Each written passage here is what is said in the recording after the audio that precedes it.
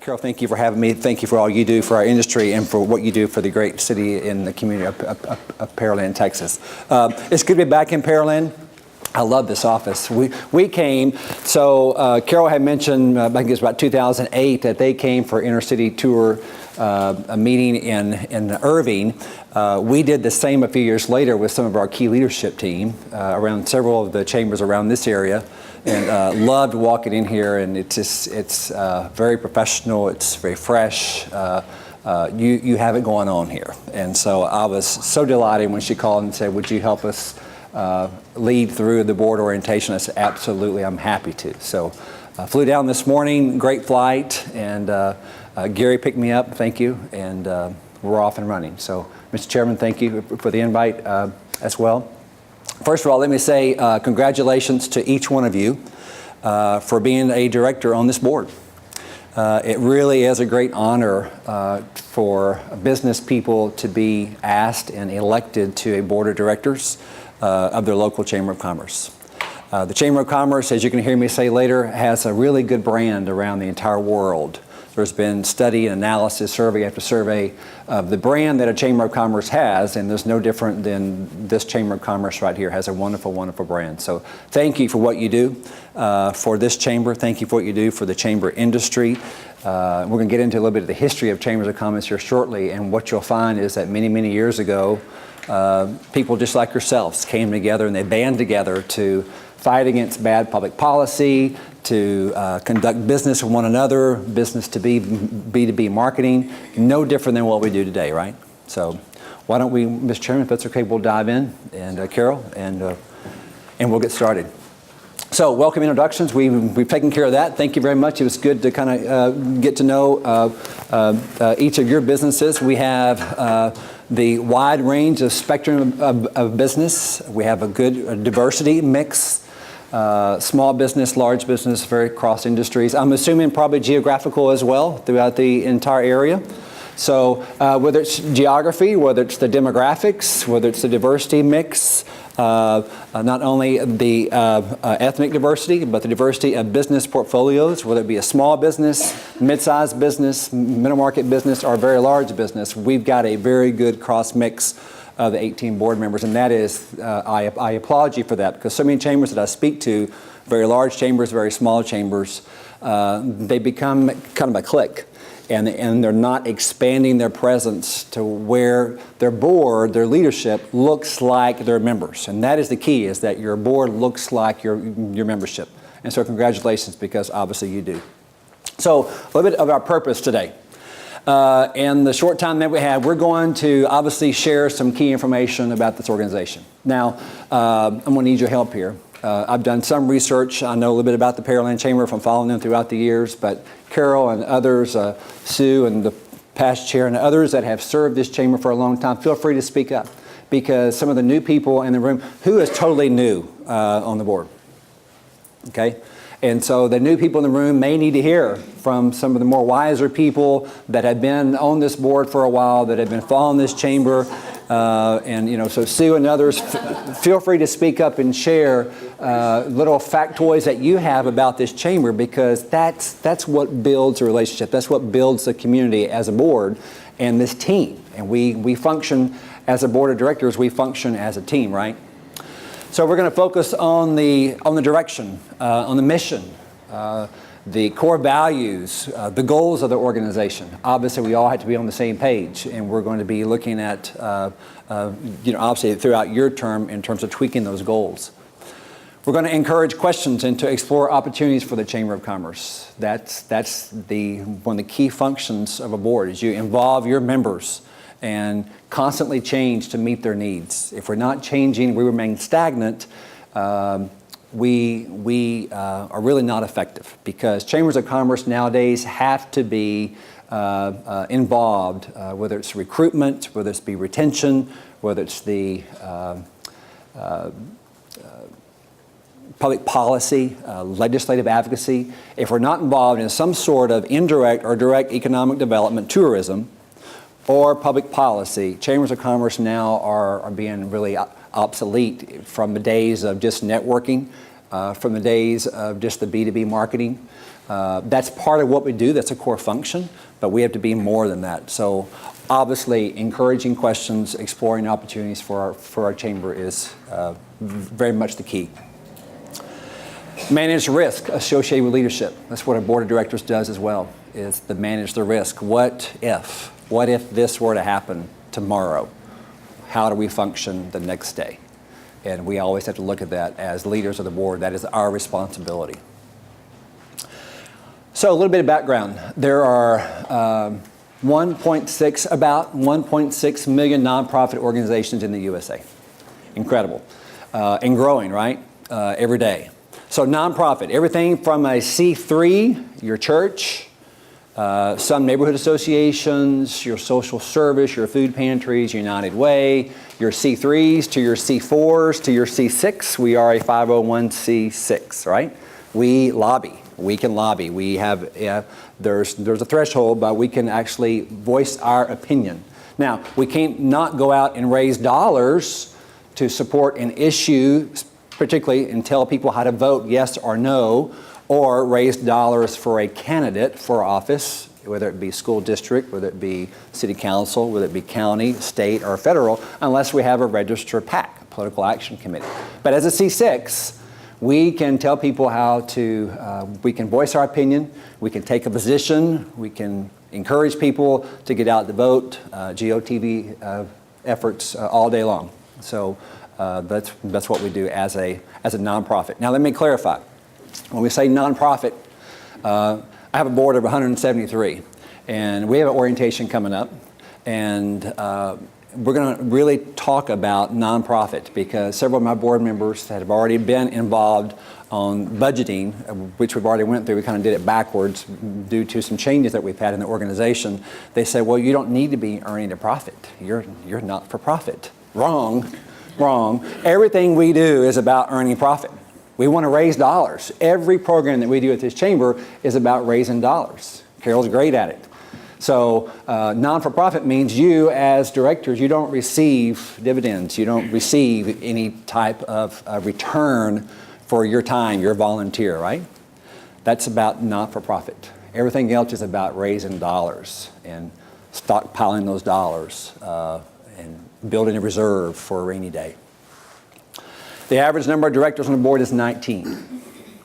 About 28 million persons serve on boards. 28 million. And there are federal laws, there are state laws. We're going to get into the duty of care, duty of loyalty, and duty of obedience that is the governing in terms of your fiduciary responsibility as a director on this board. And we're going to get into a little bit of that and kind of what that means. We're going to dive into those specific roles a little bit so you understand exactly what that means. But you are protected by U.S. laws. You're protected by the Nonprofit Act here in Texas, as long as you're acting in the good faith of the organization and the organization as a whole. Not you as an individual, but the organization as a whole. Training tends to be categorized, unfortunately, as on the job. And so many nonprofit organizations don't go through this formal training process. They don't ask that question. They just dive in and, I'll learn it as I go. And then they may make mistakes along the way, and then we're trying to backtrack, right? So this is great that Carol has arranged this so we're all on the same page, and we ask those tough questions. We get it out in the open, and we really walk away today with what your understanding is to be on this board. And first and foremost, I know the chairman and Carol and others feel this way, is thank you for serving. And this is service. This is what you do for your community, for the economic community. Economic, you're going to hear me say that throughout the day, economic community. We are a business. We are a business organization. We're about business. We're not about everything else in town. There's other organizations, the Rotary clubs, the city, and there's government and so forth that can handle many of those things. We're about the business health. We're about the economic health of Pearland, Texas. Our mission, we know it well. And I love this mission. And by the way, how many have been to the website? Hopefully all of you have, right? I have to tell you, that's outdated. The website? No, the mission. Well, yeah, the website too, because that's not our mission anymore. Oh, okay. I'm sorry. We just changed it right before the first of the year. Okay. Well, I like this mission. We can change it back. But no, I like this mission. And I'm going to show you why. I'm going to show you why I like this mission. And you probably have tweaked it and made it maybe a little bit more concise, perhaps. So you had a meeting of the mission by committee, from what I'm gathering, right? So We had a strategic planning session, and we nixed a lot of this. okay, good. Let's see what board members remember. Yeah. There you go. But the website is a really good website. It's very easy to navigate. I found it very helpful, and a couple of my colleagues that were helping me prepare for this presentation, they were saying what a really good website. So congratulations on that. So we're the voice of business. It says so in the lobby. That's what we do. We are the voice of business in many sectors, right? We obviously, no matter what the mission is today versus this, every Chamber of Commerce promotes an environment for trade and commerce. We build partnerships. We facilitate those partnerships. We advocate, obviously, for the economic growth for our members and our community. So most chambers of commerce in the entire country, that's what they do. They may have different words, they may have different format and so forth, but that's exactly what they do. Is they're all about our members. Our members are investors, if you will. I like the word investors because hopefully your members receive a return on investment, just like all of your customers do in your own business, on whatever product or service that you provide. But we are about the economic growth of this community. Has the vision stayed the same? No. Tweaked it? But that's what we do. Yeah. So as a community of business and partners, we work together to ensure a healthy business climate for the quality of life for our community, right? So our core beliefs, right? These are our value statements. Have these also changed? Have y'all gone through and changed these? Went to one mission statement, but we still do that. Yeah. So, you know, at the State Chamber of Commerce, we do this on the state level. Not so much focused on the individual community, but this is what we do as well. I mean, obviously we want to, just like you do in your own business, we want to exceed the expectations for service to our customers, right? Whether we're selling a product or a service. We want to, again, achieve profit goals, right? And hopefully exceed those goals. We want to provide stability and support and continue to grow our economy. So a Chamber of Commerce provides that stability in hard economic times, right? So hopefully we are involved directly, indirectly in recruitment of businesses. We are involved indirectly or directly in terms of the retention and the growth, the expansion of business here to constantly increase their portfolio of business. That way, when the oil prices did go down to as low as they are today, or yesterday anyway, then we have a diverse market of businesses to where we're not all hit by the energy sector, correct? We build goodwill, obviously. We create vision for our community. We always wanted to move our community forward, and we advocate on behalf of commerce. Business has always got to be at the forefront. Now, I wanted to include this slide, and this is kind of what I was talking about earlier when we talked about the mission. These are what I call claims to service for most chambers of commerce throughout the entire country. These are claims to service. You probably have claims to your service or product that you provide in your business. What is your niche? How do you differ from your competitors, right? So these are claims to service that I think that we all can relate to at this chamber. One is we advocate for economic freedom. The U.S. Chamber of Commerce, your state Chamber of Commerce, the local Chamber of Commerce, this is what we do. We advocate for economic freedom. We make sure that you have the economic freedom in your business to make your own decisions. We want to keep government out of your business. That's what we do every day at the state capitol. That's what the U.S. Chamber does. And we do too on the federal level, is we want to make sure that we keep government out of your business. You do it best. We are the voice of business to ensure pro-business legislation, obviously. So legislative advocacy, right? 2, we lead our community and our industry's plan of action to recruit businesses, create jobs, and expand international trade. Whether we're involved in that directly or not, we are preparing an environment in this community that makes it conducive for business to accomplish these things, to recruit other businesses, keeps all of our commercial taxes. What is the commercial tax rate ratio in Pearland compared to residential? Is it 60-40, 70-30, anybody know? In terms of business probably pays, I would think business probably pays the well over the majority of the bill in Pearland versus residents. In Irving, it was really unique. It was about 74% commercial. And so, when I was always out speaking to citizen groups, we always started with that because it was important that the Chamber of Commerce remain healthy. Because the Chamber of Commerce is that stability, it is the vision, it is the growth for the community, it is an organization that we come to work every day, and that's what we're thinking about. No other organization in town does that.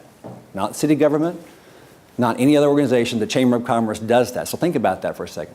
Because we want to make sure that whatever our percentage of tax is, that all of you as businesses pay into the city, that we keep that healthy, we keep that stable, we keep that growing. In turn, how many are residents of Pearland? You keep your taxes low, right? So that's one thing when it comes through an election, when someone says, well, that Chamber of Commerce, they continue to cause trouble. Boy, they're leading this and they don't belong in education. Whatever they say at every local chamber, everybody has them. We can tell those naysayers that no, we make sure that 70%, whatever it is, of commercial tax continues to be at that level or rise, right? In turn, our residential taxes are low, which helps all the residents. We provide lead generation tools to help grow small business. A lot of small business people around the room. So we at this chamber provide lead generating tools, a lot of events, networking opportunities, time for you to get together, shake each other's hand, and get to know one another, build those relationships to where when you need a new contract, a product that you're selling, a service that you're providing, whether it be a law firm, whatever it may be, you have contacts across the table that can help grow your business.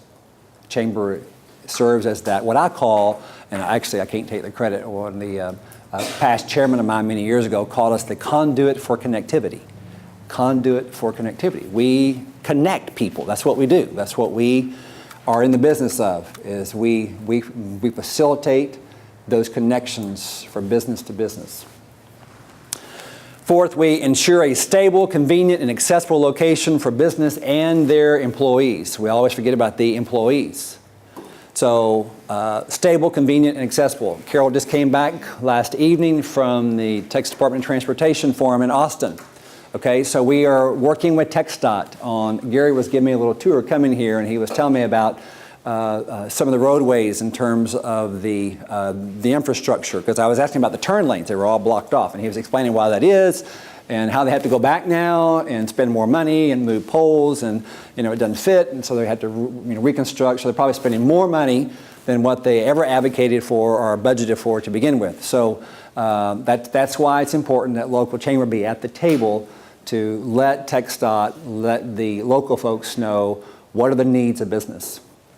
So don't think Carol doesn't get the call when the local construction crew, the contractor, is out in front of a street and they are bypassing a business in terms of access. You're going to shut my business down if you don't give me access. So I need signage, I need special access. So they call the Chamber of Commerce. That is their voice of business, because they don't know who else to call. But they do know to call 1411 for business, and that's the Chamber of Commerce. And we pick up the phone and we handle their situation, whether they're members or not, typically, right? Hopefully they see value for what we did, and like all of you did, and you join and you engage. And finally, my favorite one is that we are problem solvers. We handle big challenges that result in a better economy, better schools, and we're involved in education, and we train our future workforce. So we want to make sure that our schools, whether it be higher education, whether it be community colleges, whether it be K through 12 or pre-K, that our schools are training your future workers, that we have a pipeline for you of employees to hire on down the line. And probably, if we took a poll right now, many of you would say that we're not doing that well enough in the state. That's why our numbers are way, way, way down. So we at the State Chamber advocate for that every day, as we are critical partners of education. Yes, perhaps school districts need more dollars, but they also have to have greater accountability for those dollars, just like you do in your own business. You don't allocate more dollars in your budget, just like you don't here at this chamber. You don't allocate more dollars for staff unless there's accountability and there's a return, right? So no different than what we should be doing in the school. So we jump in and we help solve problems. Somebody comes to us every day here with some problem, either for their business, for the community, and how can the chamber rally the support of its members to help solve that community issue? What feedback do you have to these 5 claims of service? How do they relate to the Pearland Chamber? Anybody? Well, as far as when you say we lead our community's industry plan of action to recruit business, create jobs, and expand our national trade, we have the economic development Right. Corporation here in Pearland that really, I think, takes the lead on a lot of that. We don't really do a lot of that here as far as recruiting. I don't feel like. I feel like we kind of we wait for the PEDC to tell us what we need to do in order to assist them. Right. So we are indirectly involved in business recruitment, retention, and expansion. Not directly. We don't have a contract to actually perform that service, but we are certainly involved with it indirectly. We have a contract with the PEDC to perform that service Okay. for them, and basically, the way we think of it is they bring them in, and then once they get here, Retention. they're happy. Absolutely. And really, that's what a lot of local chambers do, is they are involved with the retention aspect. Some are involved with the recruitment, probably more so than what we think, right? Because what we're doing on these other areas and what I mentioned on previous slides is, again, we are creating an environment that is conducive for those businesses to be attracted here. But like you said, Mr. Chairman, once they're here, we make sure that they're happy, that the services that we provided or that we indirectly help draw them here for, in terms of the services that we commit as a community that they're getting. If not, they're going to leave, right? Now, one thing that we can do that is very, very important and most powerful is engage them in this organization.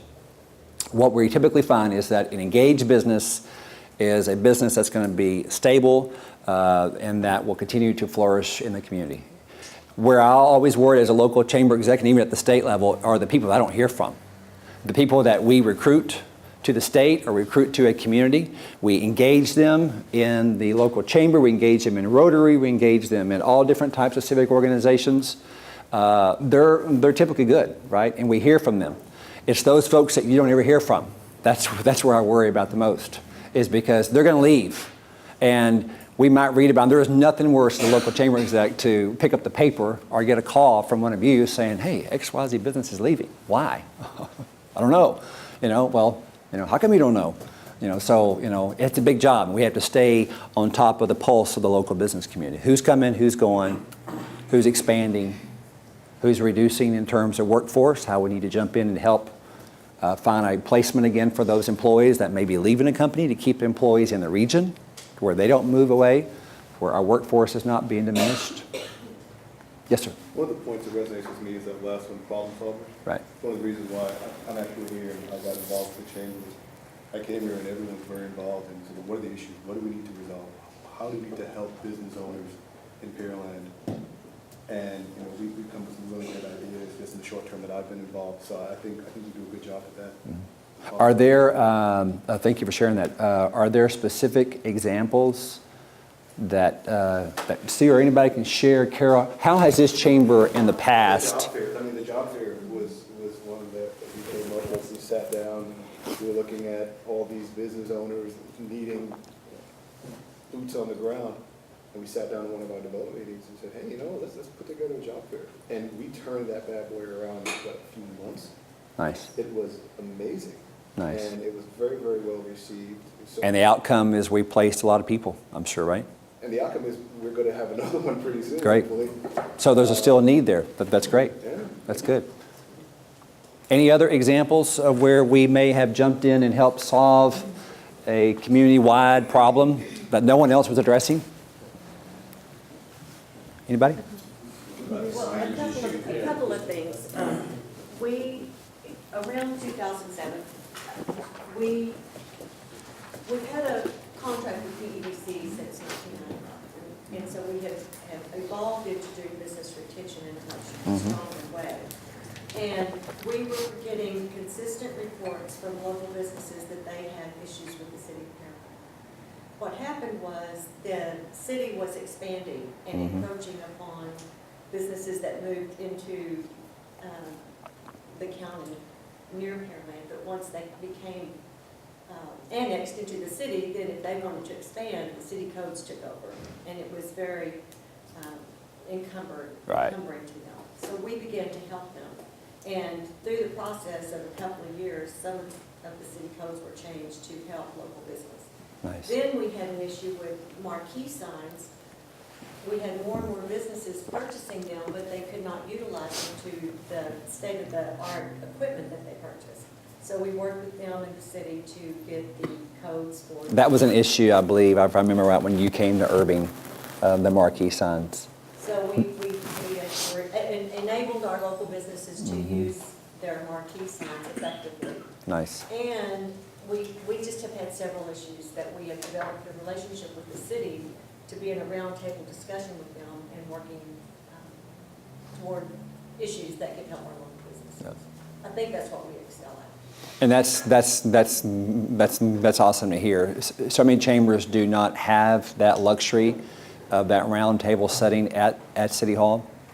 When I was in Irving, Carol's aware of this, about halfway, I served 2 5-year contracts, and about halfway through my first one, our city manager, who had been there for 34 years, retired.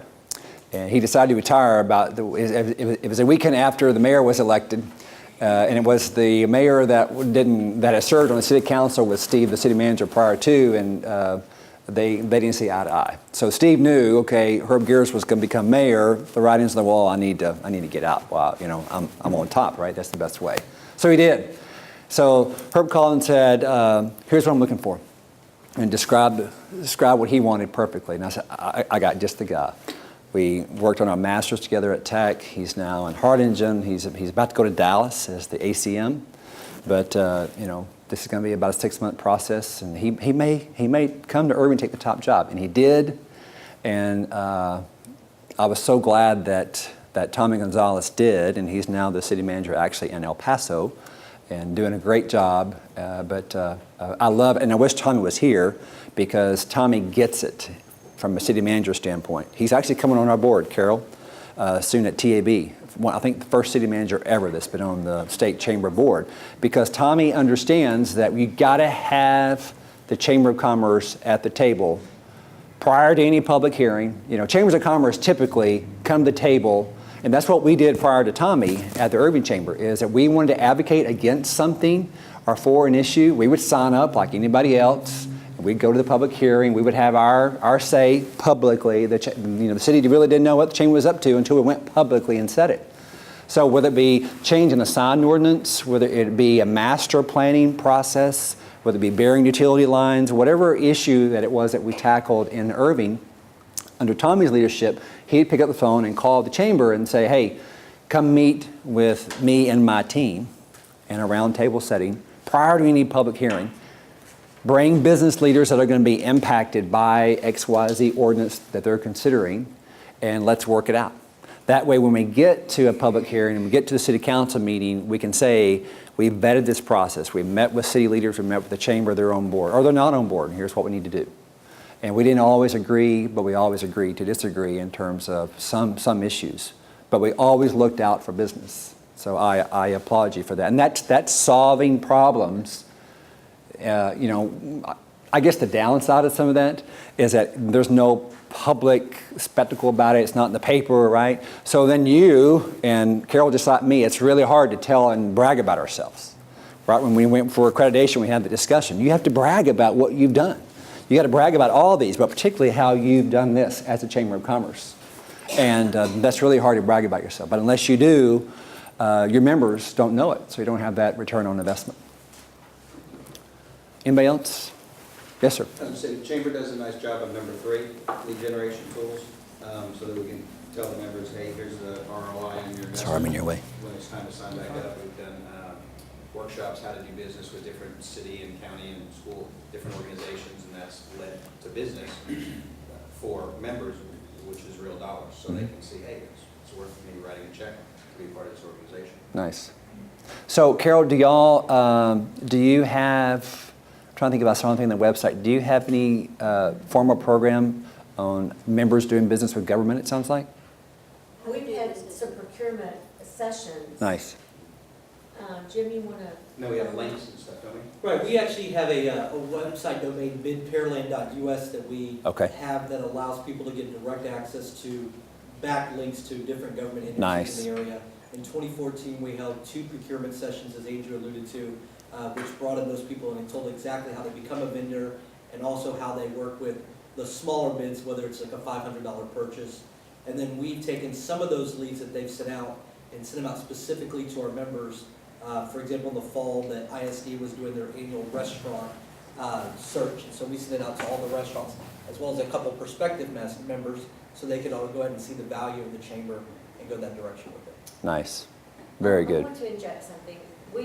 I think our chamber does a great job in advocacy and those kind of things, but it comes from these people here. Sean and Dr. Scheffler were on the marquee committee because it affected their business.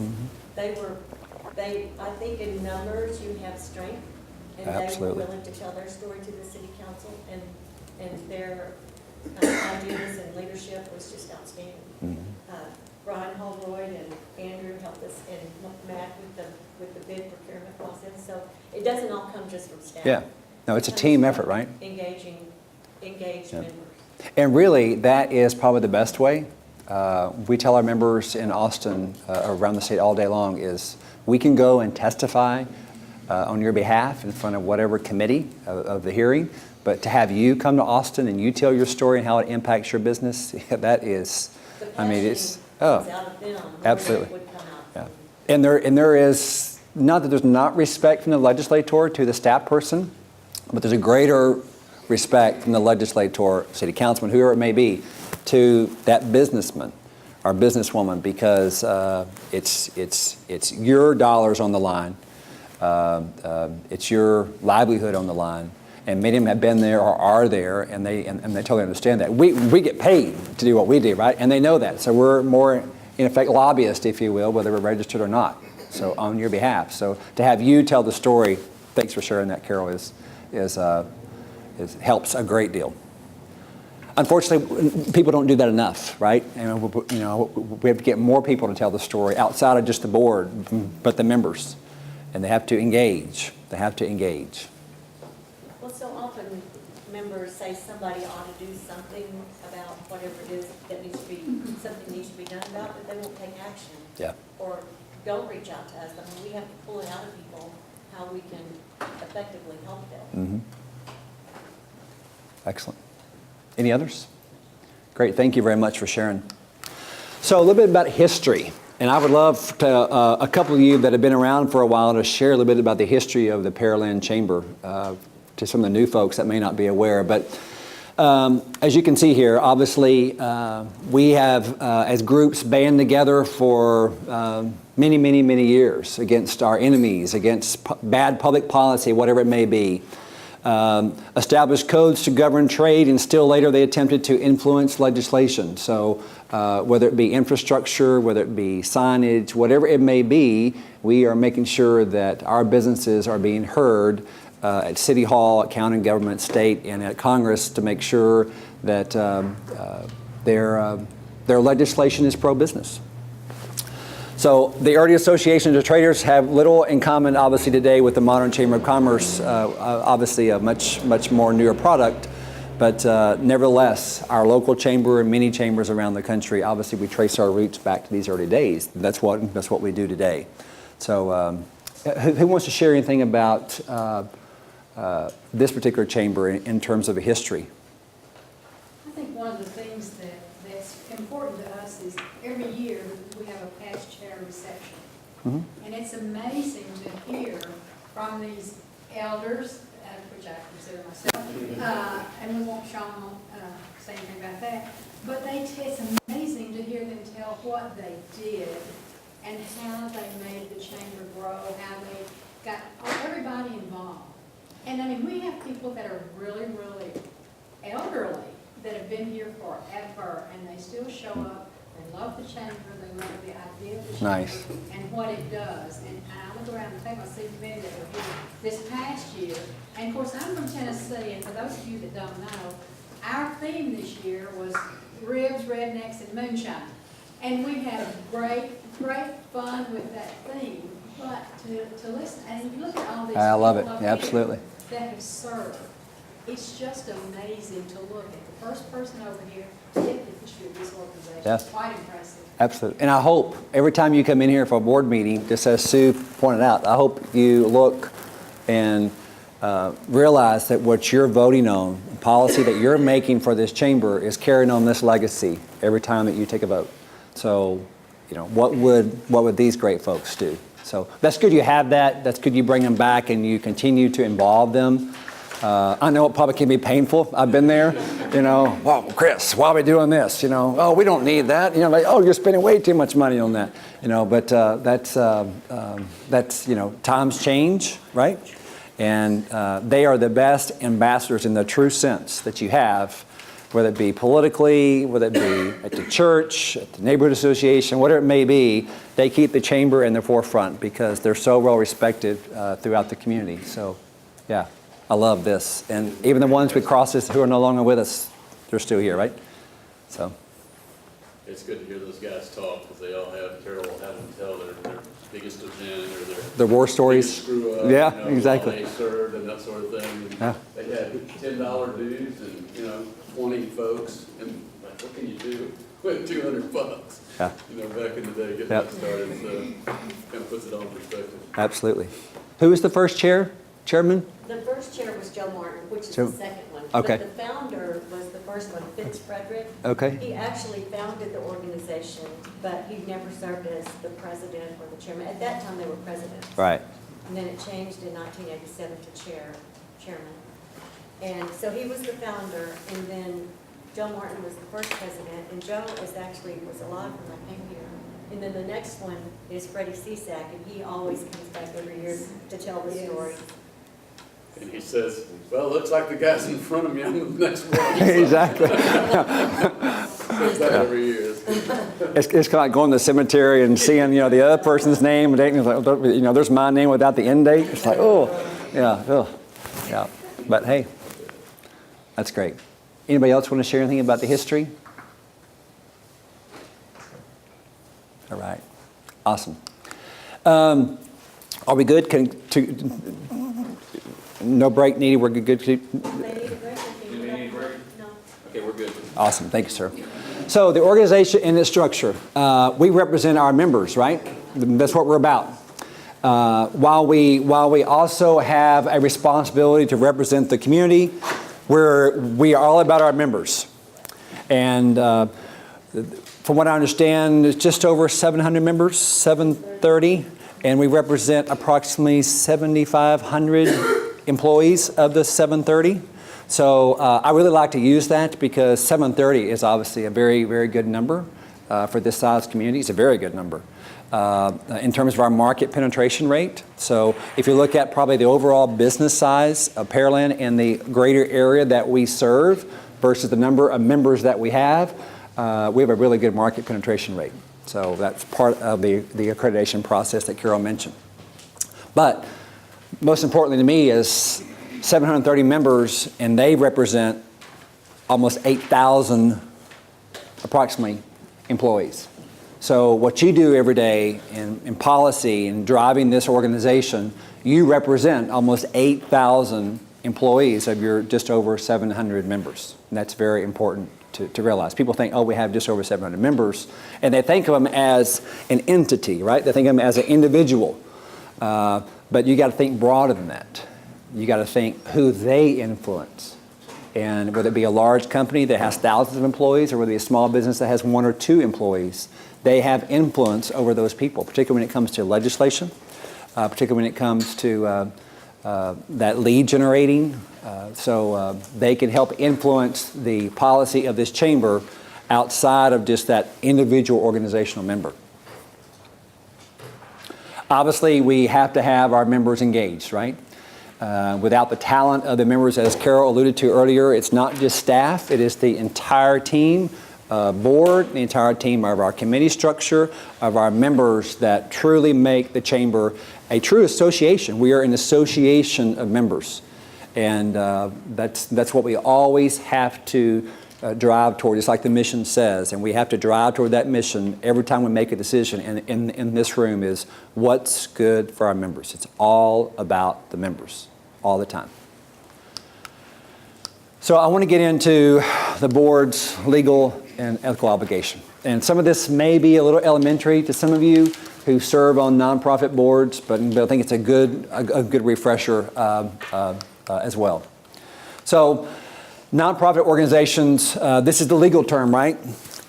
Nonprofit organizations are created for public philanthropic purposes that function to serve the public of the incorporated state of Texas, and are accountable to the public of Texas, so our citizens, under the State of Texas Nonprofit Corporation Act. Okay, so that's the legal ease, if you will, of what the public entrusts us with as directors of this 501c6 nonprofit organization.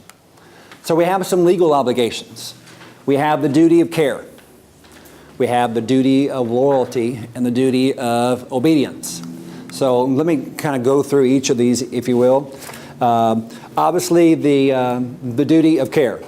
Obviously, we take our responsibility seriously. This is a big responsibility. You are guiding the direction of this organization on behalf of over 700 members and their almost 8,000 employees. It's a big responsibility. We attend meetings. We are more so than attend meetings, we come prepared for meetings. We come prepared for meetings.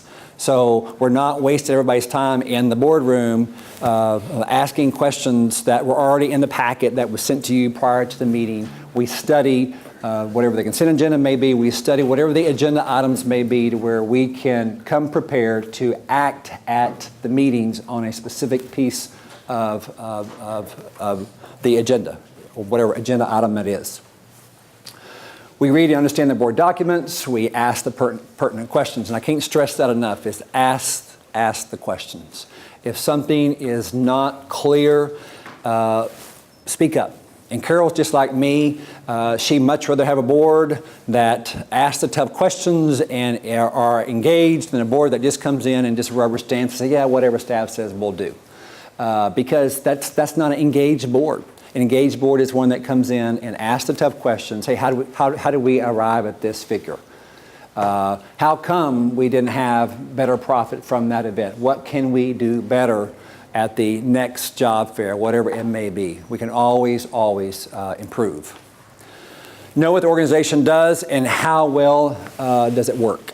And that's probably the best one that I love is you are the link to the community, to this organization. So you have to know it inside and out. You have to know what we do. You have to be able to give the boilerplate type elevator spiel, right? When you're at the fellow Rotary, with fellow Rotarians, if you're at church, if you're at the neighborhood association, you're at any other civic group, other nonprofit boards. How many serve on other nonprofit boards besides this one?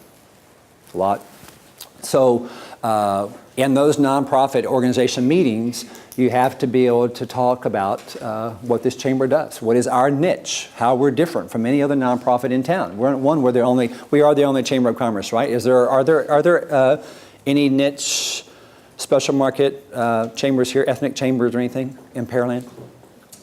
We have a Greater 288 Partnership, which is a transportation organization. It's a 501c4. Okay.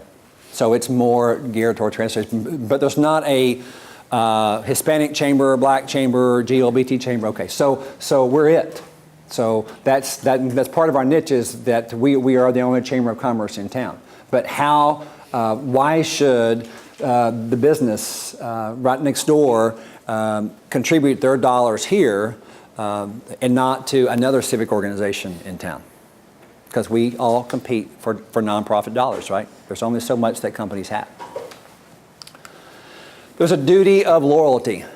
So disclose any conflict of interest. And before the end of the day, you're going to sign a conflict of interest form. That is required in the IRS New 990. I say new, it's not really new anymore. It's been out for a couple of years.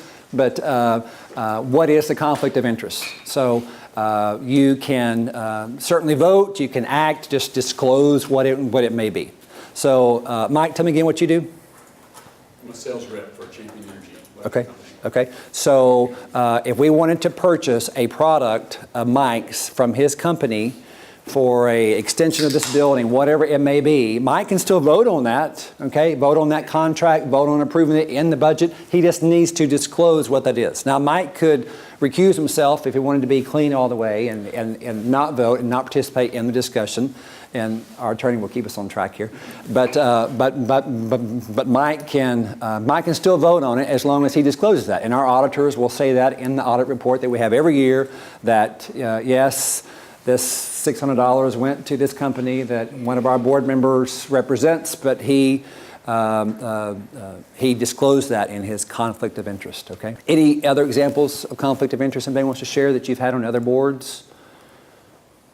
Main thing is back to the first slide, or this one of this section, is ask the question. If you don't know, ask. That way we don't put anybody at risk, right? Not enhancing personal benefit. Now, this is in here because this is the legal, this is where I took this from. Yes, we don't want to come in here and we try to check our political beliefs at the door. We try to check other beliefs at the door. We're all about economic sense in here. We're all about what's good for our members. But unlike other nonprofits that you serve on, this is where you can do business, right? So this is where you can call Mike and say, hey, I need your business. I'll serve with you on the board of the Chamber of Commerce.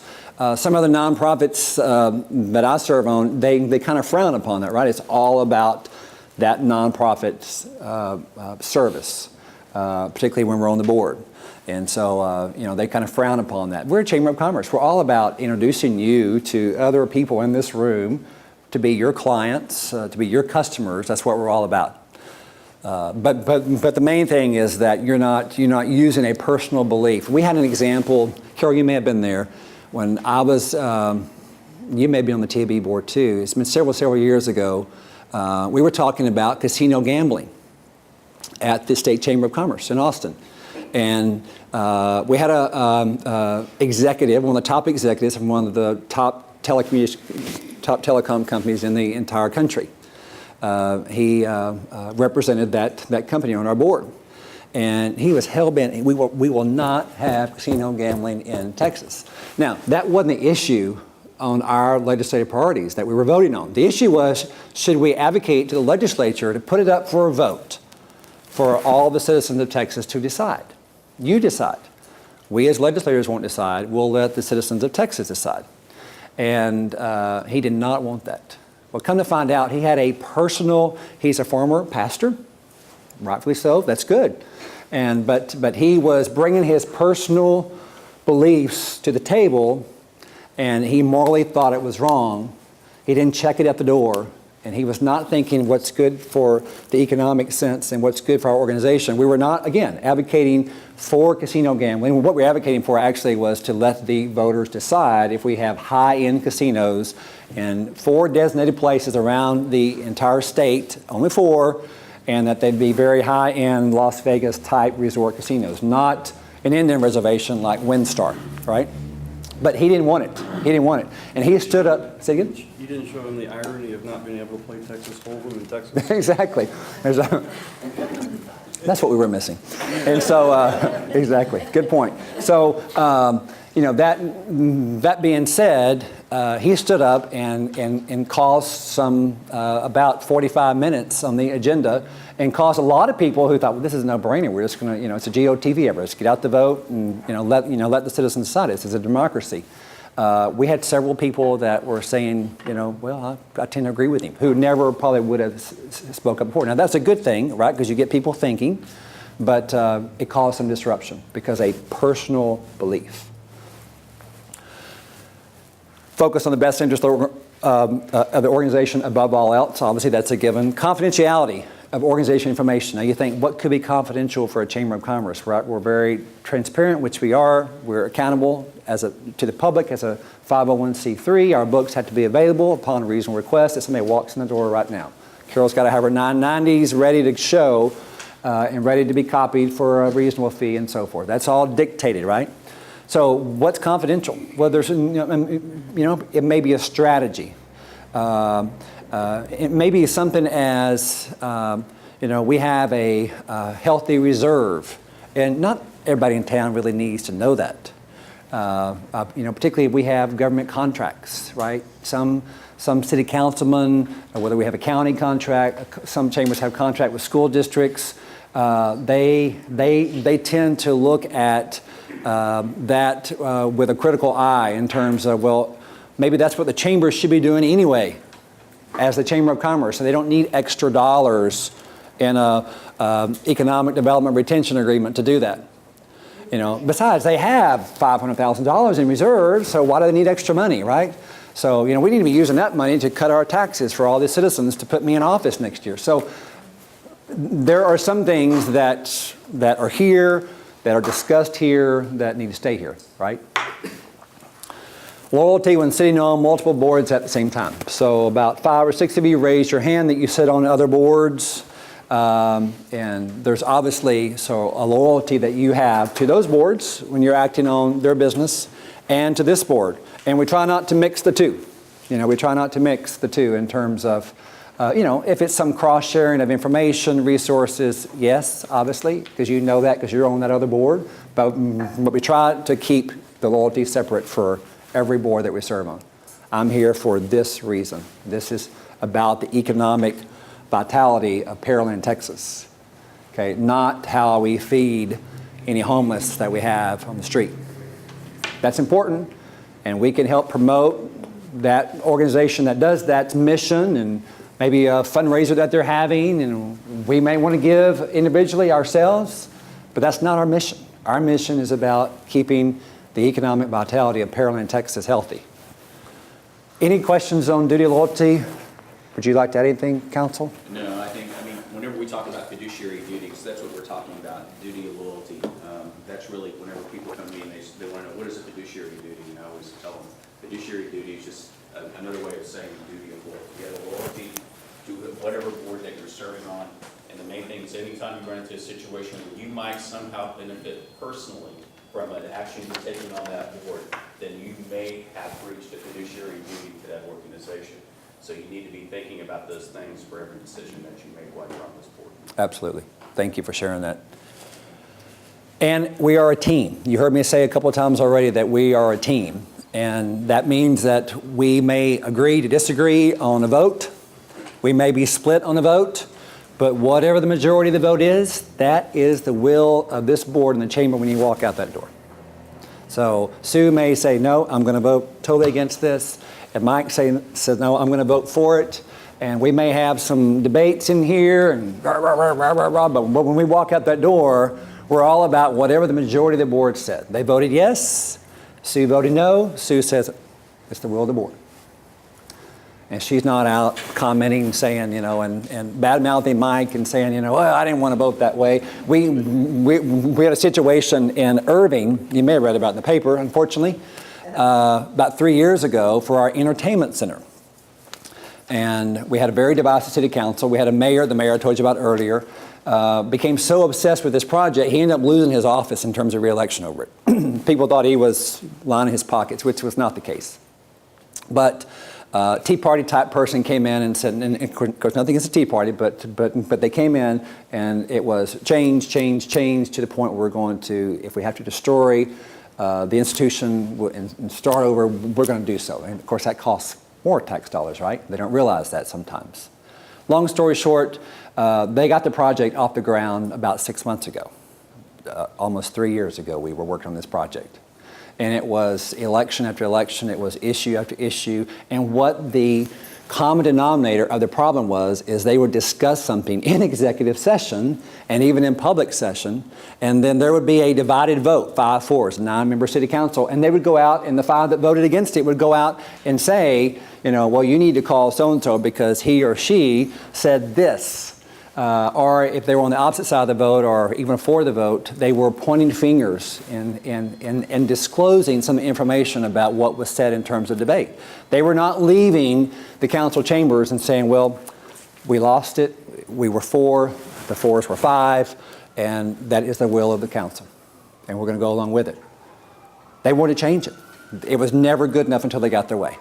And so they delayed. Every vote that came up on any subcontractor, the 5 that were against it that lost the original vote, 4, they were voting against all the subcontracts from here on out. So, I mean, it was delay. And of course, what that does is it costs the city taxpayers more and more dollars. Anything else on duty of loyalty? So we talked about conflict of interest. Any situation in which a decision maker, whether a board member, board officer, or staff member, is influenced in an organizational decision by personal, financial, business, or other concerns. So if in doubt, shout, ask. Ask Carol. Do we have a general counsel? Do you Sure. I am the unofficial general counsel, I think, because it seems like I get a lot of legal questions a lot since the time I've been on the board. So no, we don't have an official general counsel. So you ought to feel very lucky that your chairman this year is an attorney. One of the best chairmen I ever had, Robert Martinez. You met Robert. He is an attorney. And it was kind of a one-stop shop. It was all in one. So if you had any issues, you went to the chairman. Well, the chairman then said, well, let me talk to our general counsel, and hopefully he was at the meeting or she was at the meeting, because obviously we don't have one full time, so you're calling, and so it's all built in one person. He gets pro bono credit with this. Absolutely. That's right. Absolutely. 50 hours. That's right. So we have a policy in place for conflict of interest. Beware of building an insular board. Obviously, Carol's very aware of that, and we'll make sure that doesn't happen. Promote a culture of disclosure. We disclose all of our information, obviously, to all of you, and anything that needs to go to the members per the bylaws, right? Did I hear you say that you're about to undergo some changes to the bylaws? Yes. Is that an overhaul, or is that just some tweaks here and there? Tweaks. Okay. Oh, I don't know. I kind of think it's an overhaul. Is it? So, we're making a lot of changes. One of the things, to speak to your point about things that we are doing as far as governance is concerned, we are going to have a new vice chair of governance whose Nice. job will be to kind of oversee, make sure we're in compliance with bylaws and things Great. like that, which we did not have before. Yep. He's still Lloyd. He stepped out for a minute, but Nice. he's not an attorney, but I felt like it was important to have somebody on the board, on the executive board, who actually is, their job is to make sure that we're in compliance with Yep. everything. Will they serve as the board parliamentarian as well? You know, I hadn't thought about that. Not a bad idea. I mean, just in case something comes about, you never know where a divisive issue may come about. At least you're prepared for it.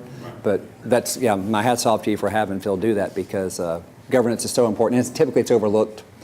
What's a parliamentarian? So they keep the order of any meeting. If there's any vote, I got you. Yes. any type of conflict of interest. Yes. He's been my unofficial. He is the one who kind of tells me every now and then, hey, we're in the weeds, we need to get out of the Yeah. weeds. So Yeah. he's the chair-elect, so. Robert's rules, you use Robert's Right. rules, or yeah.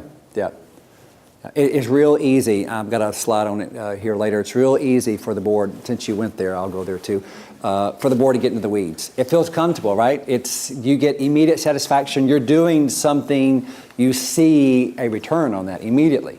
But that's not your job. It's Carol's job to get in the weeds. And it's Carol's job for her team that she supervises to get in the weeds. It's your job to make the policy at a very high level and set the direction, and she implements your policy and your direction. Any other questions on conflict of interest? Okay. So duty of obedience. Obviously safeguard the mission. What is our mission? Always, always, always have the mission top of mind when you're voting on an issue. That is the key. We always act in according to our mission. We maintain the public trust, obviously, as a nonprofit organization, nonprofit corporation in Texas. We manage operations and resources in accordance with the mission, obviously. Governing documents.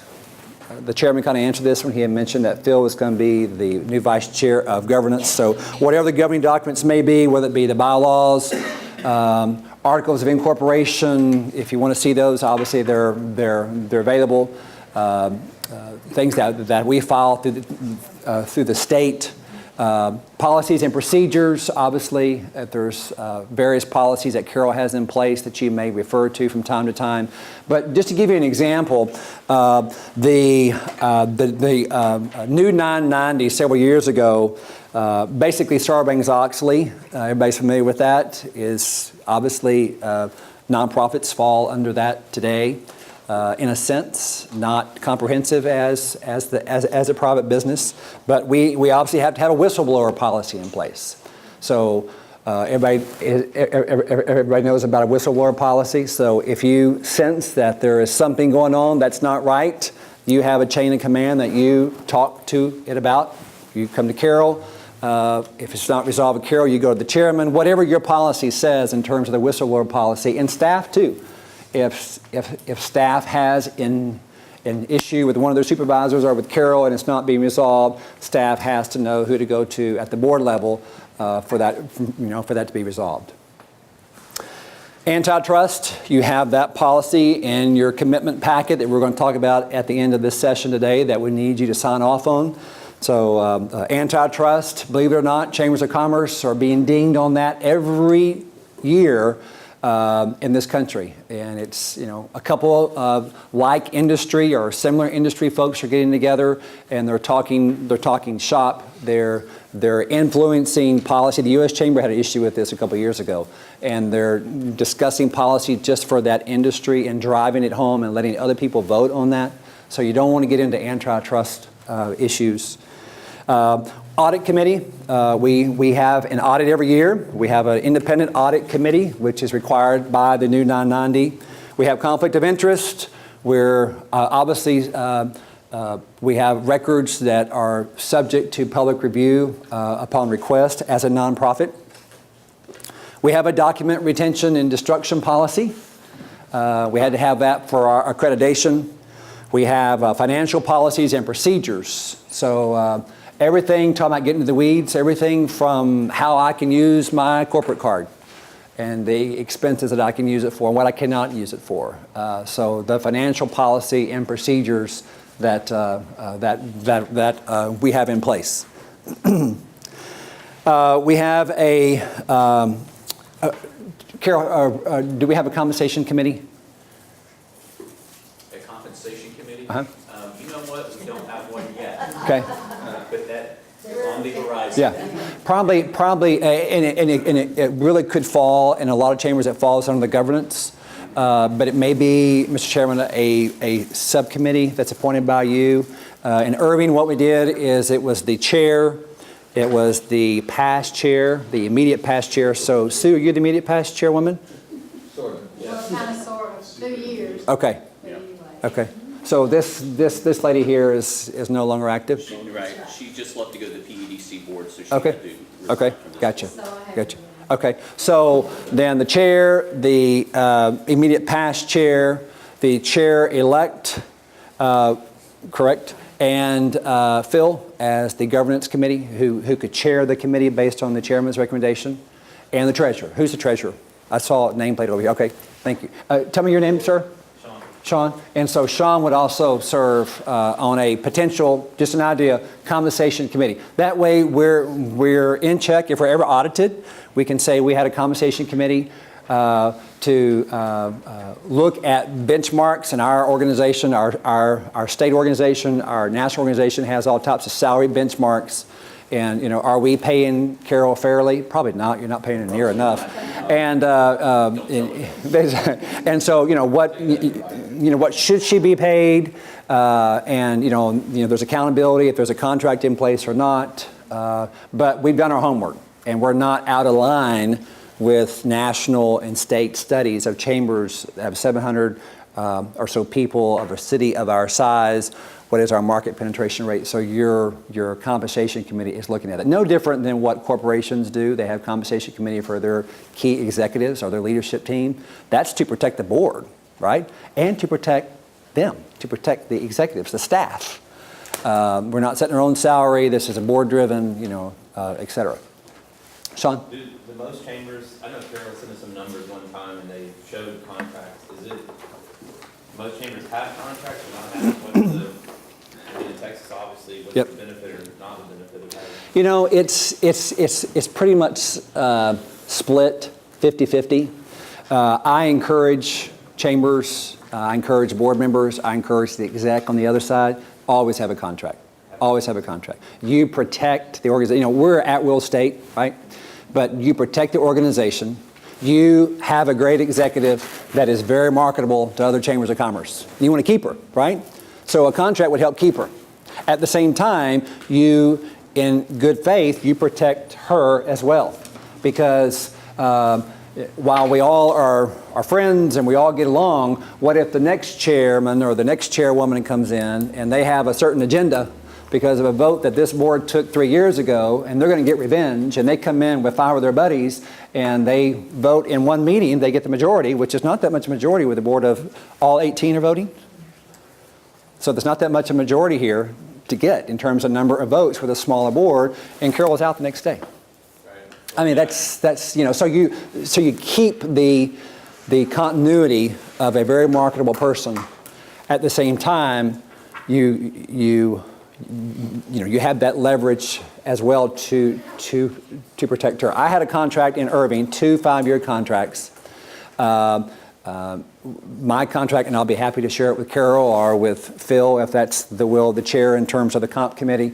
But it's basically stated that if there was a coup and the board came in and said, we want to bring our buddy in and out with Chris, then Chris is paid through the term of that contract.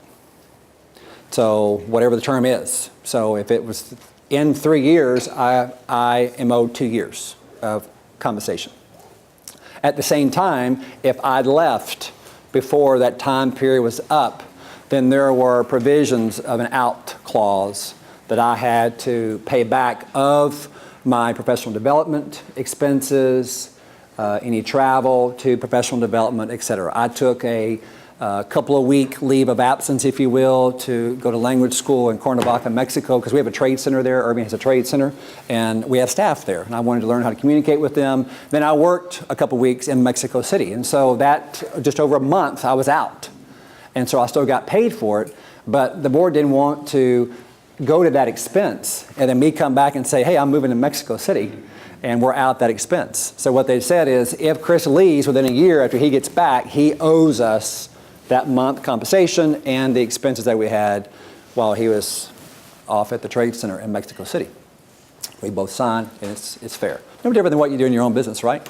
So, you protect all the parties for the integrity of the parties themselves, but for the good of the organization. I know we don't have a compensation committee policy. We just have budgeted, whatever. Yeah. reasons. But the auditors never said anything about that. Okay. Don't have it. Yep. Probably, it's been my experience, they probably wouldn't. It's not required by the 990.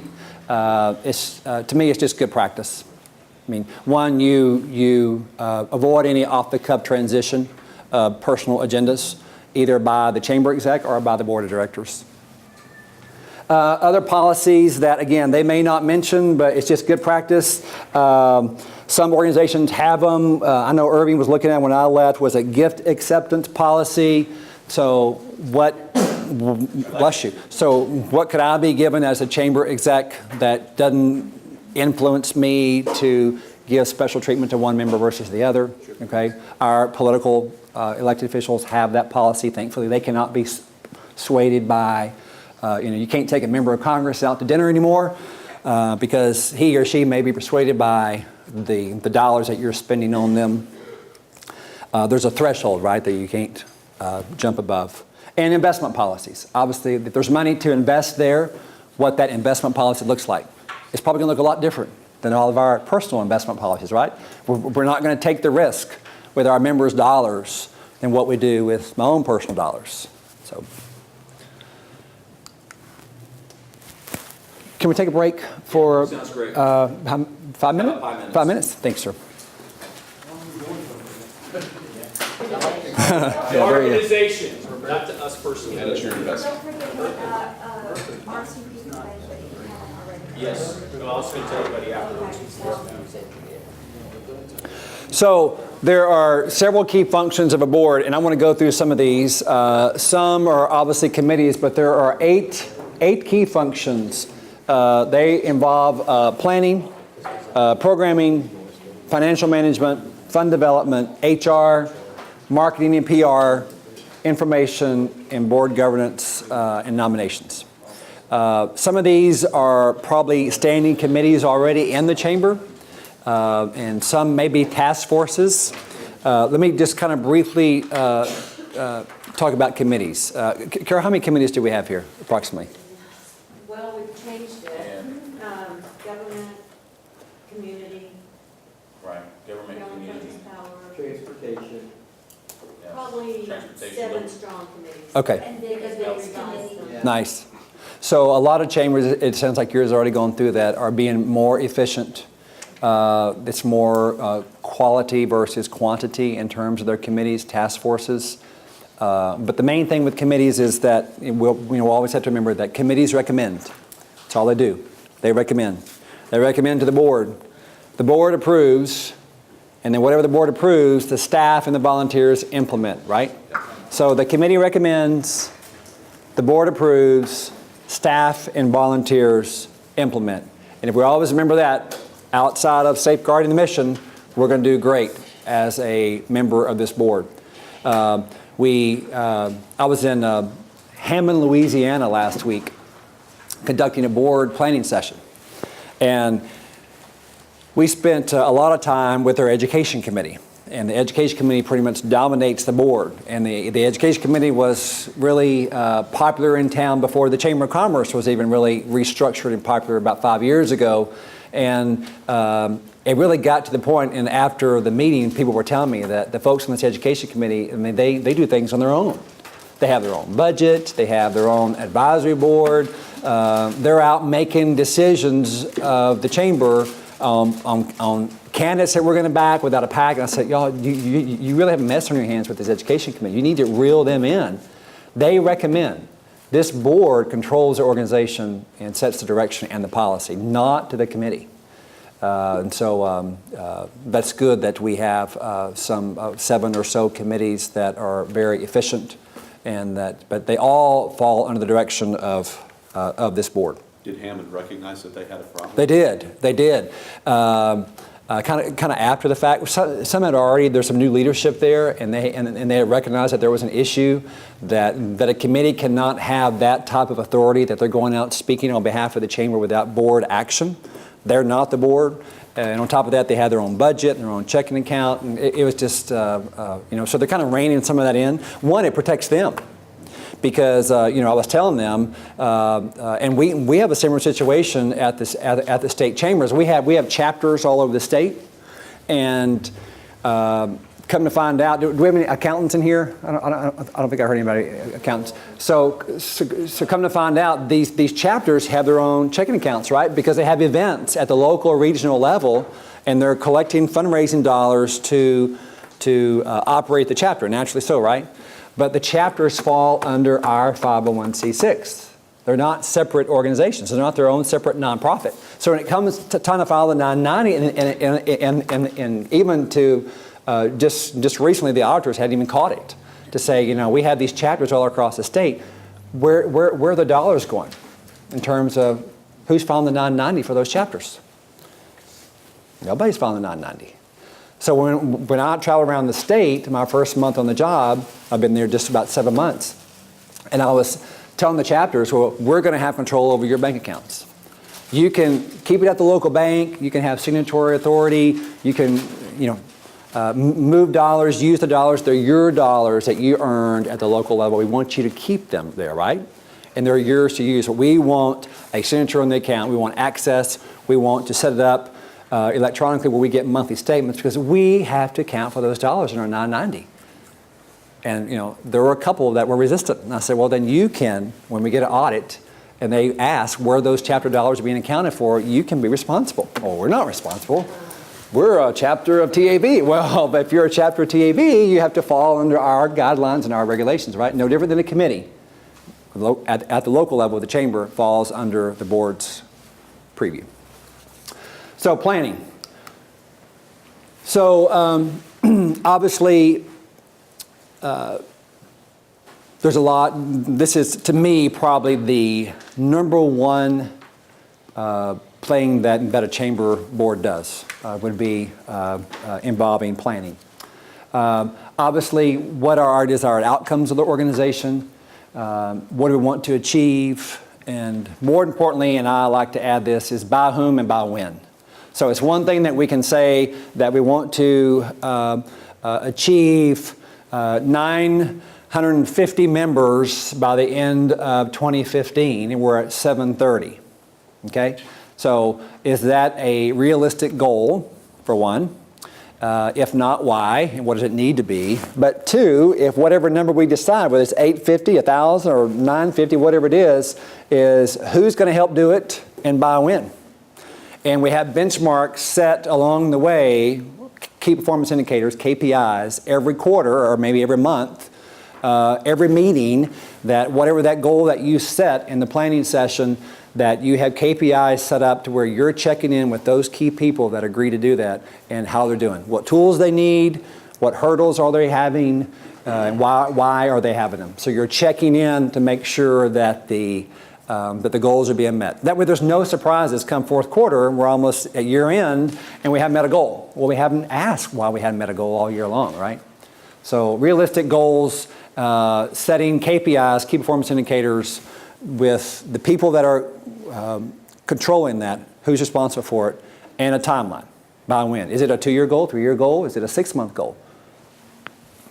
Selecting the business, the organization, and the specific programs to achieve these results. Obviously, with the mission in mind, on behalf of our members, what type of specific program should we be involved with? Whether it be the job fair that Mac mentioned earlier, whatever it may be that there is a need, and this preferably is a long-term need, right? We're not reacting because Carol got 2 or 3 calls on an issue. So is it the need of the overall membership? We're not acting and we're not creating a program just because 3 people had called and said the sky is falling. Well, that doesn't mean that everybody thinks the sky is falling, or even the majority think the sky is falling. And chambers get into that traps all the time. Designing the organizational structure and necessary functions. So what does that organizational structure look like? And how each of the 7 committees pair up with the board? Are there board liaisons to each? Are there staff liaisons to each? So this board will take direction from your professional advisor, Carol, and set up the necessary function for planning. So what are your minimum responsibilities as a board member when it comes to planning? You establish the values, right? So the values that we said earlier. What are our core beliefs? High service expectations, exceeding profit goals, providing stability and growth, building goodwill, et cetera, et cetera. So the value statements that we said yesterday that are still intact today, we obviously establish those. We ensure our vision, long-term vision. What is our future? What is our aspiration? Where do we want to be is it John? At the end of John's term. So through Patrick's term, through John's term, we need to be thinking that at least that far ahead. 2, 3, some even do 5 years. Ensure clear definition of the mission. Sounds like you have accomplished that. And it was a healthy process, hopefully. Again, 2 to 3 year strategic plan is very, very helpful. Ensure annual operating plan, the first year of the strategic plan, including the budget. Hard numbers that Sean, was it Sean? That Sean will be responsible for helping staff with in terms of the treasurer. Monitor and oversee the plan's progress. This is where many organizations fail right here, is they set the plan and they do not monitor the progress. They don't ask the tough questions in their checkup meetings throughout the entire year. And then, like I said earlier, come fourth quarter, they haven't met a goal and they haven't checked up on that goal throughout the year. So you can't blame anybody but the entity, right? All of us. Some additional board involvement when it comes to planning. Obviously provide input, ideas. We cannot do that enough. We cannot do that enough. Other organizations that you serve on, if you have best practices, we need to benchmark more and more to be very efficient. Now, I think you can do it too much, right? You need to make a decision at some point and move on, and whatever decision that is, and we have adopted it, and we can tweak it, but we don't have to change it every year, right? We got to have some continuity of the planning. Prepare reviews and reports on the organization's current status. Annual report, which we're required to do, obviously, with our nonprofit status in some form, electronic, printed. An annual report. Here is our annual report of investors, to our investors, of everything that we've accomplished on your behalf with your dollars this year. And I always encourage organizations to go one step further, like you do with annual reports that you get electronically a lot nowadays, more than hard copy. With any stocks or anything else that you own, right, of a public company, you get an annual report, and it's how we spent the money. How we spent your money and what performance. What is the ROI for the money that we spent? And no different than here at the Chamber of Commerce. So our investors invest, remind me of the budget, $755 or so, $756,000, Janelle, and that's a lot of money that the members invest. And so how we use that money and what they get for their dollar. Participation in retreats and planning meetings, that's a given. Write, agree, and help implement the plan. So everybody agrees to it, and everybody has to help accomplish it via the committees. That's where the work gets done, is the committees. That's the real action steps, are via the committees that the board sets. So any questions on planning? Obviously, second responsibility would be around programming, setting the programs of the organization. So understanding each program and how it implements our mission, approve the annual program plans and evaluation methods. That's very much key, the evaluation methods. We don't do that enough, and that's an issue a lot of nonprofit organizations is we set a program, and we've been doing it for years, and we do not evaluate it enough. Do we need to even have it anymore? Maybe attendance is down. Maybe we need to tweak it. Maybe our revenue stream is not near what it should be in terms of our goal for a particular program. And I'm sure you have programs like that or had in the past right here in this chamber where you need to really evaluate the program, make sure it's, one, meeting the needs of our members, two, is it financially meeting a need? Are we making money? If we're not making money, it probably needs to go away. It may meet a political need, it may meet a member need, but it's got to make money for the organization, just like you do in your own business. If a program, a service, a piece of a product, whatever it is that you're in the business of is not making money, then you're probably going to reevaluate it, right? This is a business. We're running a business. We're a nonprofit business, but we are a business. We're a nonprofit corporation. Oversee program progress and accomplishments. So minimum board responsibilities when it comes to programming. So additional, perhaps, involvement by the board when it comes to programming would be in the areas of program committees, special program assignments. So hopefully, does everybody here on the board participate on at least one committee? Yes? So if you're not, we need you to be involved on a committee. That's where the work gets done. So it's great you're on the board and you can come then and meet at the board meetings, but unless you're on a committee, you're not really engaged and you're not really seeing where the real work gets done. That's where the debate takes place. That's where the passion is among our members. And you are their representative to this board, in effect. So I encourage you to be on as many as you can, and that makes sense for your business. My personal is always try to challenge yourself to be on one that maybe is not comfortable to you. So Sean has a financial background, and so it's natural when you come in. Sean's on the finance committee, right? Now he's treasurer. But what about having Sean on the board governance committee? Maybe get him out of his comfort zone, because he, 9 times out of 10, is going to provide something that even the folks, the legal and other folks that are on the board governance that are the naturals, right, that they haven't even thought about, because it's not in his scope of daily routine, right? Performing or assisting in the needs assessment. So you are the link to the membership. you are connected to the members. So you're out, you run into them at the grocery store, you run into them at another civic organization, wherever it may be, personally, professionally, you are connected to these members. And so you are our link. So, and that goes to the eighth, I think it's the eighth or seventh point. The seventh point that I showed you earlier is information. Okay, you heard me say earlier we're the 1411. I always used to love to do that because you don't really dial 1411 anymore. But remember the days when you just dial 1411 and the operator and she gave you, it was mainly a she gave you everything, right? I mean the number and if you're sweet talker, she gives you the address, right? So we are the 1411 for business. Now, Carol, correct me if I'm wrong. We probably get a lot of calls that aren't related to business, right? We do. So you're the 1411 for Pearland, right?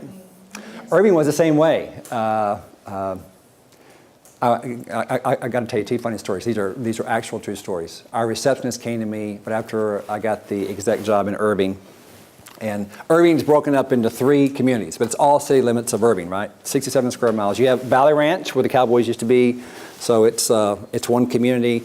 You have Las Colinas, where there's 5 Fortune 500 companies that are headquartered there. 43 have a big presence there. It's a huge development right next to the airport. Then you have just Irving. I mean, it doesn't have a name. It's not a master plan community, but it's all in Irving. And so a lady called and she said she lived in Hackberry Creek, which is a gated community in Las Colinas. Okay, Las Colinas has 7 gated communities, so it's a gated community in Las Colinas, but in the city limits of Irving. And she called and she said, "I'm a resident of Hackberry Creek, and I need to know how to get to Irving." So as nice as our receptionist was, she was a little bit kind of harsh. She said, "Walk out your front door." And welcome to Irving. And I said, "Please don't tell her you said that." Oh, she did. She told her that. And the lady was very offended because she didn't know she was new in town. But you have a very important job. You have a very important job because you have to have patience. A lot of people ask you dumb questions, but they're not maybe dumb questions to them, right? The next one is, I'm a business. And I came to work, and there was a skunk out in front of my business. Somebody ran over the skunk. It's stinking up the whole area. You need to come pick up that skunk because you're the Chamber of Commerce. That's what you do. Well, first of all, you're not even a member. Second of all, if you were a member, we're not going to pick up the skunk. But let me, and you probably do this because you're very efficient. I just know you are. You go the extra mile, and you say, well, let me connect you, or let me call and have them call you. Or if all else fails, let me just give you the number to the city animal services, and they'll come out and pick up the skunk for you. But we get everything. We're the source of information. The reason I wanted to tell you that is because you are the source of information for Carol and her fine team. They're a very small staff for this many members. They really are. And particularly the members' employees, right? We are an extension of their team. And so it requires the entire team of the chamber team to be the eyes and ears of Pearland on what's going on politically. What are you hearing, Carol? I don't know, John, what are you hearing? What did you hear in the Rotary that the city manager said? Or what did you hear the mayor say? And we're not trying to gossip. We're trying to make sure that we have our thumb on the pulse of this community. And more importantly, I know Carol does this, she stays 5 steps ahead of everybody else. 5 steps ahead of everybody else in the entire city to make sure that we know who's coming and going, that we know the pulse. But to do that, you have to provide us that information. Obviously, volunteering and programs, as we mentioned earlier. So financial management. I know Sean had to step out. So assessing the needs of the organization, planning, compliance, evaluation associated with financial reporting. Very, very key, obviously, as a nonprofit. We are in the public trust. We are tax exempt in Texas, thankfully. And so, with that tax exemption, with our nonprofit status at the federal level, comes a lot of responsibilities for us to maintain that status. We don't want to abuse it, right? So financial planning, budgeting, and accounting. Obviously, we do a good job at our payroll taxes, government filings, internal controls, financial analysis. Obviously, this is given cash, risk, and insurance management. What are those? Have we identified those? Do we have policies in place to make sure that we meet these requirements? Our facilities, right? So That's what this function includes in terms of financial management. So your responsibilities would include obviously monitoring the budget's financial reports to ensure they balance, how we're spending our money, and are we spending our money wisely, right? As my granddad used to say, it's not how much money you have, it's how you spend money, how you perhaps spend it wisely or not. So hopefully we're spending it wisely. We ensure legal compliance. Obviously, we want to make sure that we're legal. Our chairman and attorney will keep us in check there. We obtain and approve an additional independent audit, which we do. So we have an independent audit every year. That's very good when you have government contracts and any other grants and so forth. Whether they ask for them or not, it's good practice for us to have an annual audit. It's expensive, but it is well worth it. It's a peace of mind for all of you. Now, it's not a forensic audit. They may not catch some things, like I mentioned earlier. They didn't catch that the state chambers chapters were not filing their 990s or not filing the information with us for us to file our 990. So again, there's still internal controls that we have to have in place. So it's not a forensic audit. It's a financial audit to make sure that we're balancing, we're reconciling, we're following the procedures and keeping us in check as a nonprofit organization. And obviously give us recommendations in terms of any management recommendations on how we can more efficiently run the organization. We oversee any investments we have as a board. Additional levels may include technical assistance in budget preparation, investment management, finance committee service. That's what's great about a chamber. Unlike a lot of nonprofits, as a chamber is all about business organizations, businesses coming together. So Carol has a lot of built-in expertise right here around this room. Think about the expertise and power we have around this table right here. So we got to use it, right? So when I had an HR issue in Irving, I was calling a couple of board members who were executives with their company. They may not have been the HR person, but I asked them, I said, put me in touch with the HR person. Let's meet for lunch. And I ran things by them all the time. I had this situation, how would you handle it in your company? So all the pressure's off of me to make the decision. I got advice, counsel from HR folks within the companies that are members of ours. Fund development. Can Yeah, I ask please. a question about Yeah. investments? Uh-huh. What do you typically see in chambers? How do they invest? Very conservatively. Yeah, unless there's big dollars there. But typically, you know, it's no different than what an elected official would do with taxpayer dollars. These are member dollars, and we invest them very conservatively.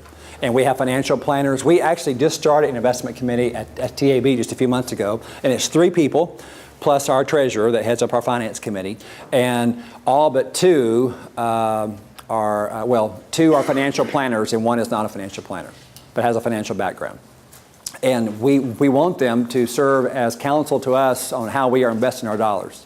You know, the pros and cons of taking chamber member dollars and investing it to actually grow. That scares a lot of people. I mean, I don't know why we do it all the time ourselves, right? Mutual funds, et cetera, stock market.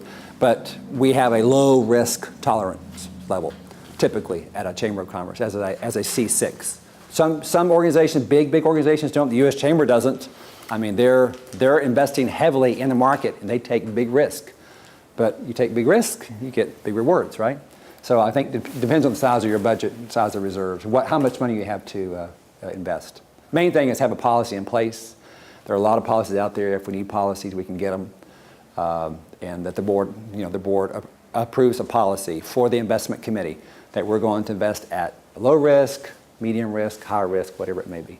So I guess what you're saying, if we did it, and this is an issue maybe for the next year, if we did it correctly, to take X $100,000 out of a bank account, savings account, we could comfortably, conservatively, fiduciarily move it into something else as long as it meets all those parameters in the policy. Absolutely. And whatever the policy the board sets.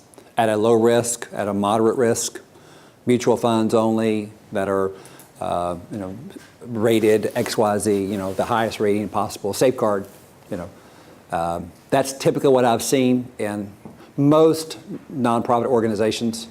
They don't want to be seen as, unless, again, they're very large organizations, the Salvation Army, others that are very large national, international organizations that have big budgets. They can afford to take the risk with a certain amount of the dollars. Now, hopefully what they're doing is that they're going back to those companies, individuals, family foundations, et cetera, that are investing those dollars, and they're asking them, you know, hey, can we invest your dollars in this venture? We expect it to grow. We run all the risk analysis. It's 80-20, whatever it may be. So you're keeping your investors informed, just like our own financial planners do, right? They keep us informed of how we're investing our own dollars. We probably utilize almost all of these in some form or fashion, whether it be corporate giving, whether it be a foundation. Do we have a foundation, C3? Okay, and so now we can take money as a C6 from a foundation into our general fund, and some organizations have a foundation. A lot of chambers dedicated to education purposes. It's a C3, so if a company or individual doesn't want to give to a C6, they want to give to a C3, we have a mechanism for them to do that.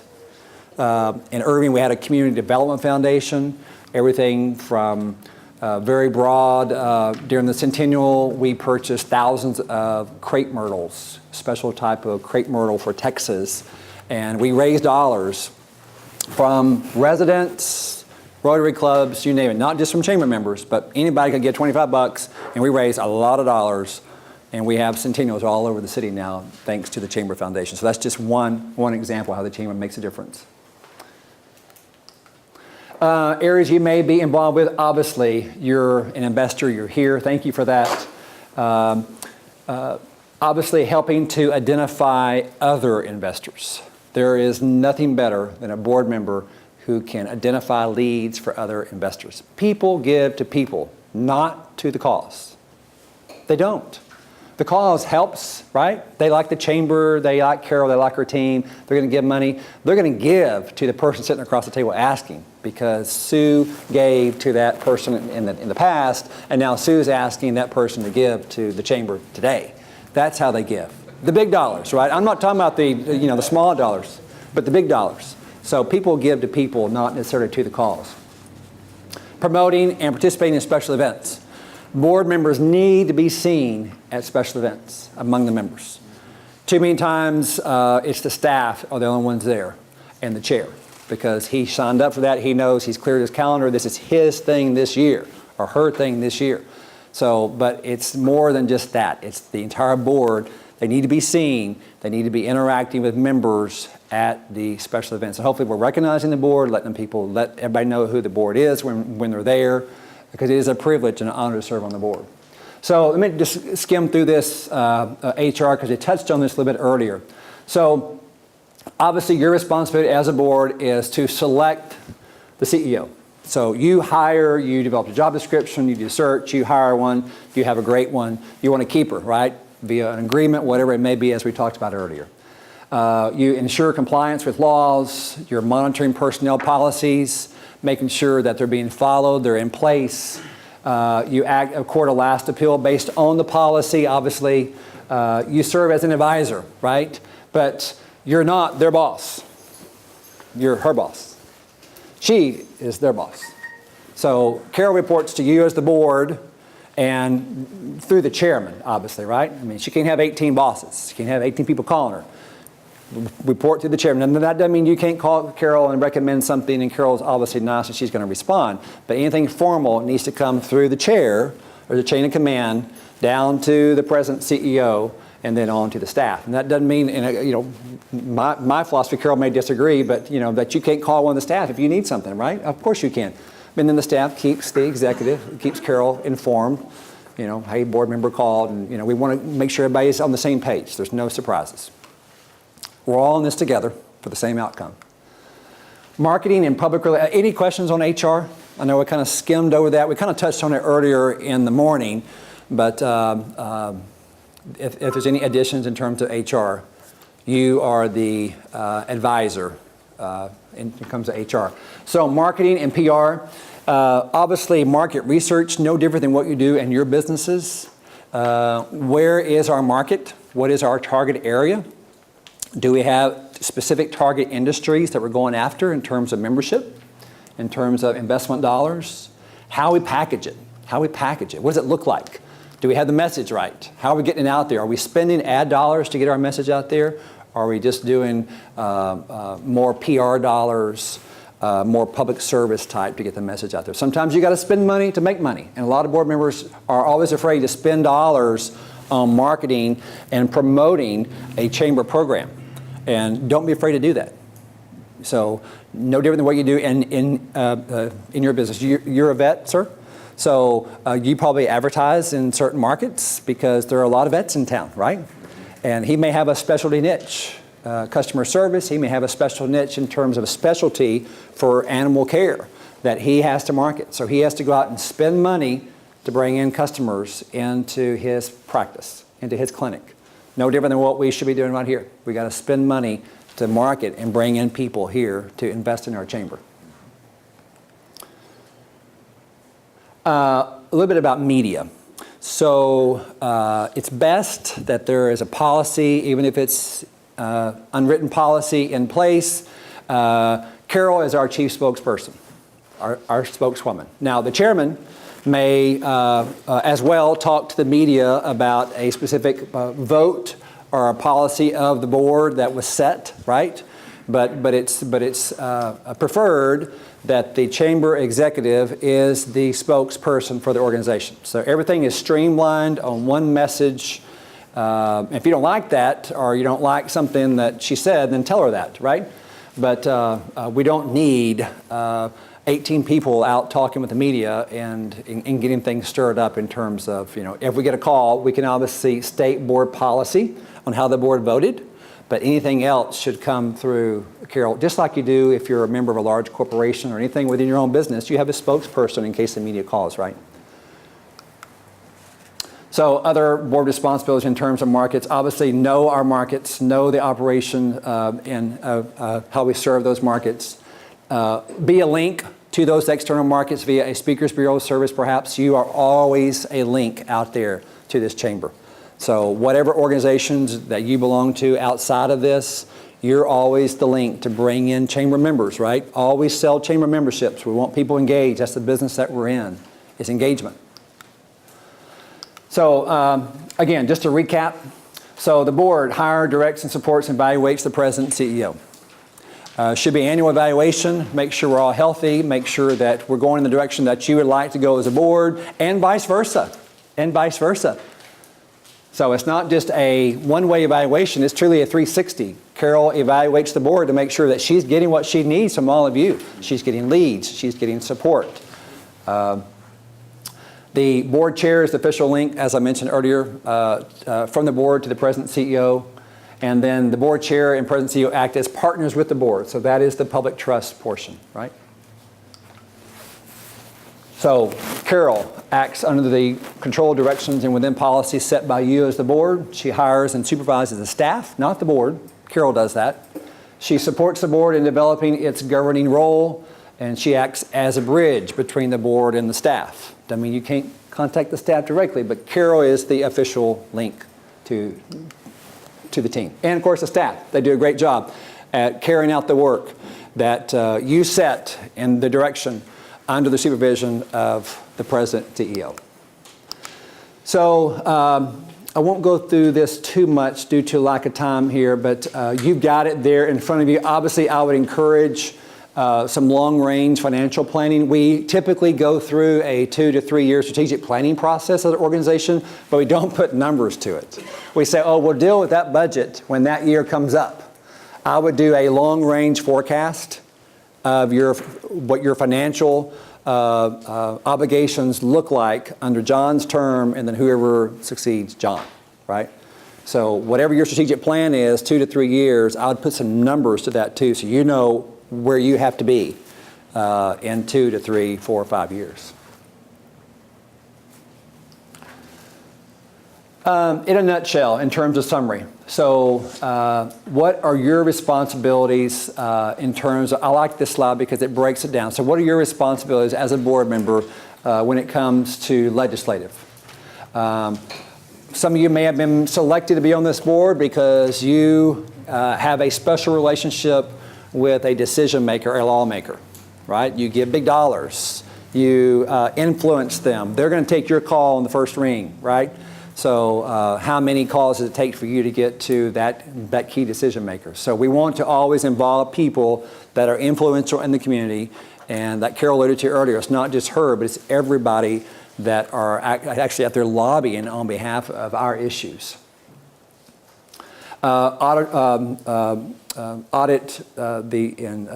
adopt a program and work, set the goals and objectives, monitor the progress of the staff, committees, and task forces, measure results of those efforts, as we mentioned earlier. And it sounds like we're going through a bylaw amendment process here soon under the direction of Phil. Employment, obviously the president and CEO, as we talked about just in summary, and evaluation of that position. Communicate chamber policies, obviously.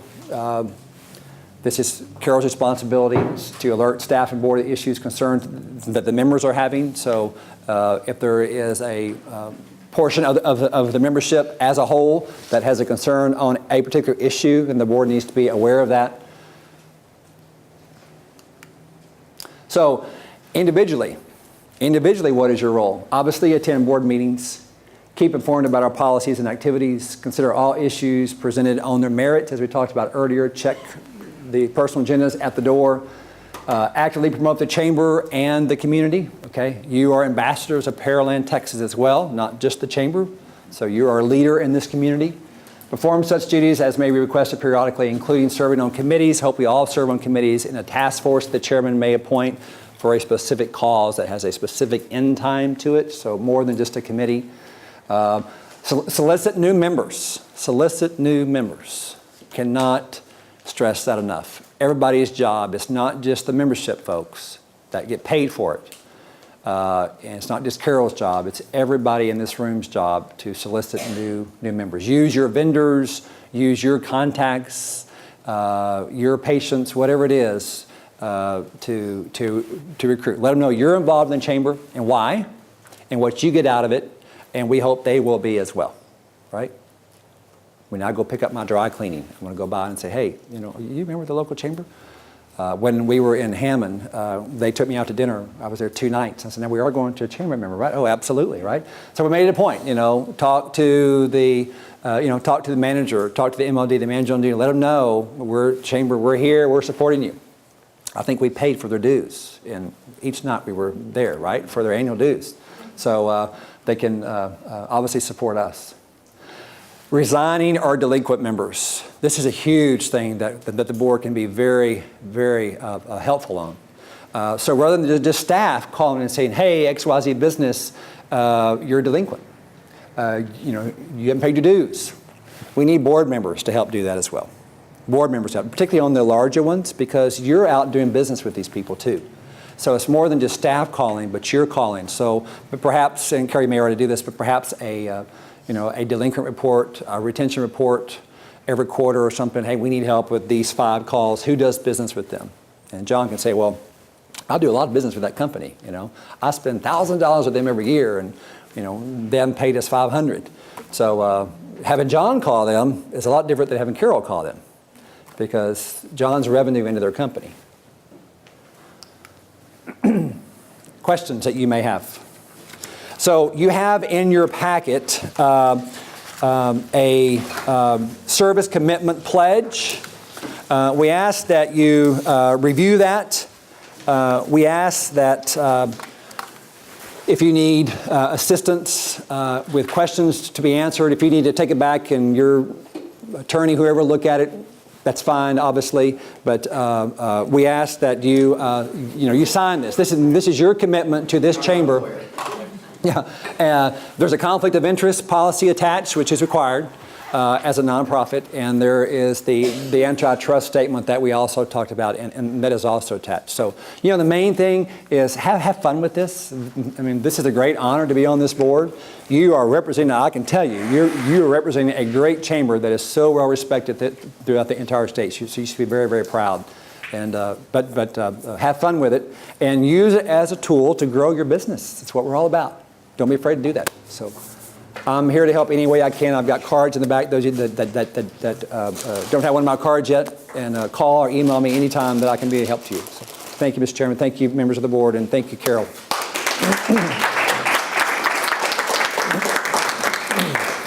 Chris, appreciate all your hard work. Sure.